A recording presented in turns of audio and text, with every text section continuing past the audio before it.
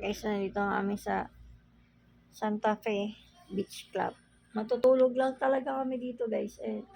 Ang gawa ko. Maganda yung kwarto namin, kaya lang maliwanag masyado. Sanay kami sa madilim. Si Bomo, naka-swimsuit na, ready to swimming na.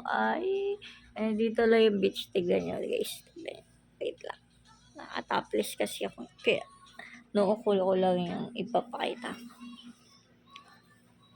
Ay! Sige, wait lang. Papasilip ko. Ito yung bintana. Nandun lang sa labas yung beach, guys.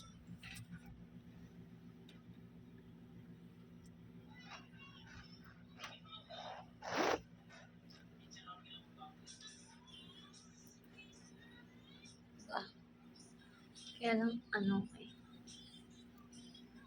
diba? Ngayon pa kami. Bye, guys. Bye.